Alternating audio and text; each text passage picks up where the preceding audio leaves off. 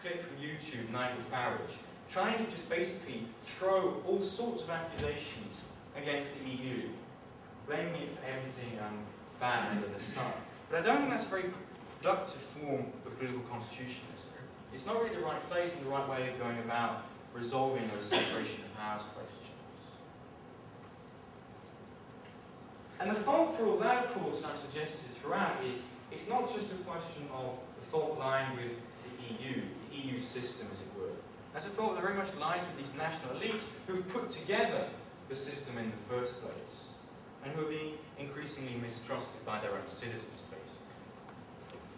So consequently, my kind of take-home would be that the EU is in a much more awkward position than Switzerland or the US ever was when it comes to actually solving these constitutional issues in a democratic fashion. What I think you're going to see simply is a kind of muddling on regardless. So, that's a lot, and I'll leave it at that, yeah? Without wanting to...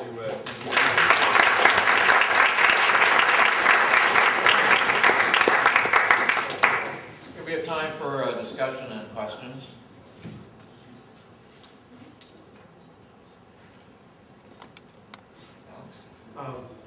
Could you argue that these national elites that are making all these decisions amongst themselves, could you argue that they're just another layer of Republican government, and that maybe it isolates the people, but it's still people are electing them to make their decisions for them? Right. In theory, in principle, they are totally accountable, and that gives a kind of indirect legitimacy to the whole system. But what I'm trying to suggest then is that they created this system that, in a sense, takes power away from them as well, and which they're finding it more and more difficult to actually justify why those powers are being taken away from the national level in terms of what benefits that actually tangibly delivers to those citizens within these nation states. There are winners and losers within that equation. I was really intrigued by this policy reform that you talked about the legitimization of, I guess, elected officials or government altogether that way. Yep. And you compare it to the United States where, I mean, I guess a president wouldn't get a second term, for instance, if they weren't bringing the results that the people desire. But I just understand that I guess what you were saying seems desirable in the United States is our presidentialization, whereby the people have the direct mandate, what you call the popularity contest. So inherently, you're kind of mocking a little bit yourself in that a little bit of a lot of campaign spending, a lot of propaganda, promises that don't have to be kept will get you elected, and then sure, people are going to complain after when half that stuff doesn't come true. But for 4 years, you're locked in. So I was just wondering, why is that so desirable in Europe? And also, how about comparing apathy amongst voters? Because I know in the United States, voter turnout is very low. And when I was over in Europe, I think people are a lot more politically active there. So how does that affect the analogy that you were using between the United States and Europe? Yeah, I mean, that's a very sophisticated point.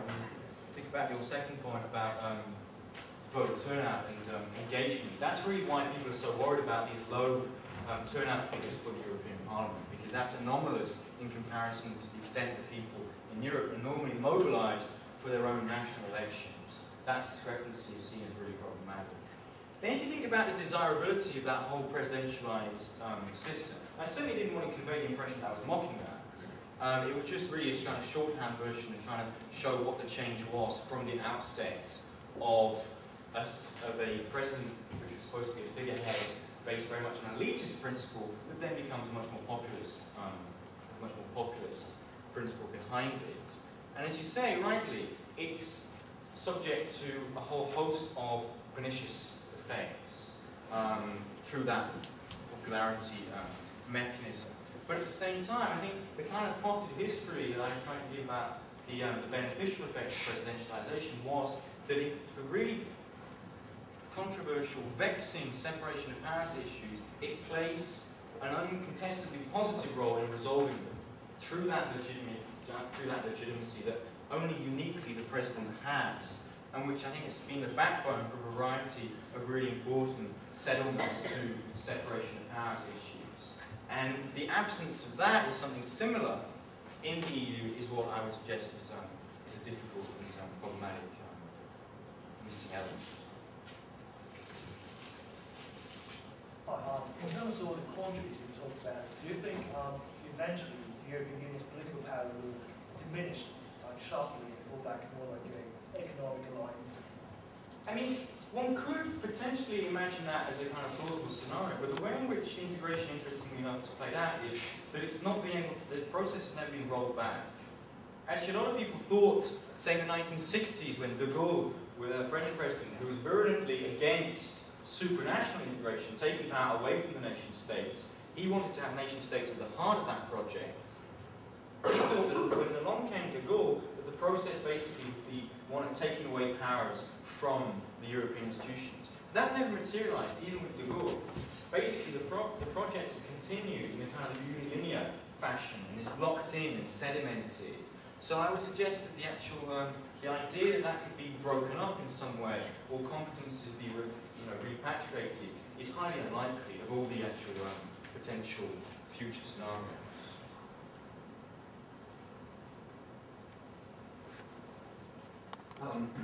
About the YouTube video you showed, it made me curious about. Yeah, I hope you enjoyed it. Yeah, I mean, I actually like that. No, it's very interesting, and it made me think about, like, what was the reaction to that? I mean, is that fairly common to get that kind of reaction? Because it made me think about when President Obama was giving his healthcare speech in the fall, when Senator Wilson proclaimed "You lie," and that made huge news here, and it was a huge controversy. Yet this seems like he's going so much further than a "You lie" type. He's totally antagonizing.